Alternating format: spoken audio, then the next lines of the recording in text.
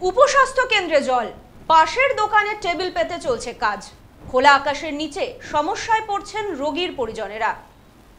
জলমগ্ন উপস্বাস্থ্য কেন্দ্র, দোকানে চলছে সাধারণের চিকিৎসা, নেই রোগীদের বসার জায়গা। খোলা আকাশের নিচে ঘন্টার পর ঘন্টা দাঁড়িয়ে থাকতে হচ্ছে সদ্যজাত শিশু ও তার মাকে। এমনই দুরবস্থা কাটোয়া 1 নম্বর ব্লকের 55 তলা স্বাস্থ্য উপকেন্দ্রের। সরকারি স্বাস্থ্য উপকেন্দ্রটি বর্তমানে জলমগ্ন। প্রবেশের রাস্তা থেকে স্বাস্থ্য উপভবন পর্যন্ত রাস্তায় জল জমে রয়েছে। স্বাস্থ্য উপকেন্দ্রের 2টি ঘর, যেখানে বিষধর সাপের বাস। চারিদিক কচুরিপানায় ভরে রয়েছে। স্বাভাবিকভাবেই লাটে উঠেছে এই কেন্দ্র থেকে চিকিৎসা পরিষেবা। স্বাস্থ্যকর্মীরাও যেতে পারেন না রোগীরাও। এই সমস্যা, জল জমে যাচ্ছে, ছেলেপিলা যেতে পারছে না, ডাক্তার যেতে পারছে না আপনাদের। হ্যাঁ, ছেলেপিলা একটু ভুগছে, দিয়েছে বহুত দিন থেকে। এটা আমরা 3 বছর চলছে। 3 বছর এই সমস্যাটার কি এখনো কোনো সমাধান হয়নি? না, কোনো সমাধান হয়নি। এখন চাইছে হাসপাতাল তৈরি হোক, ভালো করে তৈরি হোক, বাচ্চা দোকান দেখানো হোক, হ্যাঁ, ওষুধবেলা আসুক, হ্যাঁ, এইটাই। প্রশাসন সূত্রে জানা গিয়েছে, সপ্তাহে 2 দিন পরিষেবা দেওয়া হয় এই কেন্দ্র থেকে। স্বাস্থ্য কেন্দ্রটি বেহাল হয়ে থাকার কারণে পঞ্চায়েত থেকে এলাকারই একটি দোকানে অস্থায়ীভাবে চলছে এই স্বাস্থ্য উপকেন্দ্র। মূলত এই স্বাস্থ্য উপকেন্দ্র থেকে সদ্যজাত শিশুদের টিকা, মায়েদের চিকিৎসা সহ চিকিৎসা পরামর্শ দেওয়া হয়ে থাকে। এলাকাবাসী সহ চিকিৎসা পরিষেবা নিতে আসা মানুষজনদের অভিযোগ, এই দোকানের অস্থায়ী কেন্দ্রে দীর্ঘক্ষণ দাঁড়িয়ে থাকতে হয়। শিশু ও মায়েদের উপযুক্ত বসার কোনো ঘর নেই। বৃষ্টি পড়লে সমস্যা।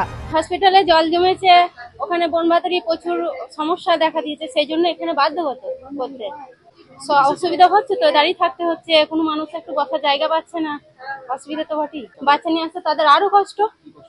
বাচ্চা নিয়ে দাঁড়িয়ে থাকা সম্ভব? বাচ্চা নিয়ে ইঞ্জেকশন করার পরে একটু বসতে পারছে না মায়েরা, সবাই দাঁড়িয়ে আছে। ওখানে অসুবিধা, জল জমে আছে, সেই জন্য জলটাকে তো সাফ করতে হবে, না সাফ হওয়া পর্যন্ত যাওয়া যাবে না। রাস্তাটাও ভালো নয়, ওখানে জল বসা হবে না, জলে যাওয়া দিচ্ছে না।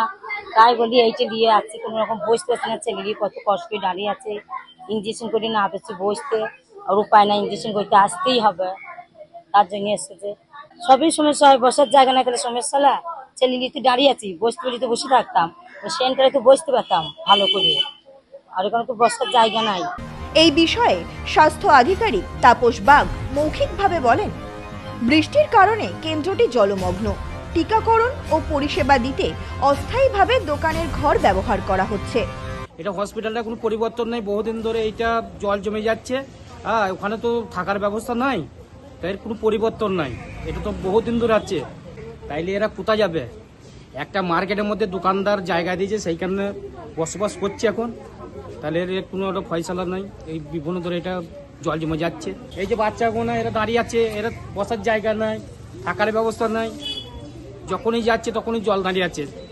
যদিও পঞ্চায়েত সূত্রে জানা গেছে, এই স্বাস্থ্য উপকেন্দ্রটি জলমগ্ন হয়ে থাকার কারণে দূরে বাদমুড়া এলাকায় একটি নতুন কেন্দ্র খোলা হয়েছে, কিন্তু এলাকার মানুষজন ওখানে যেতে আপত্তি করছে।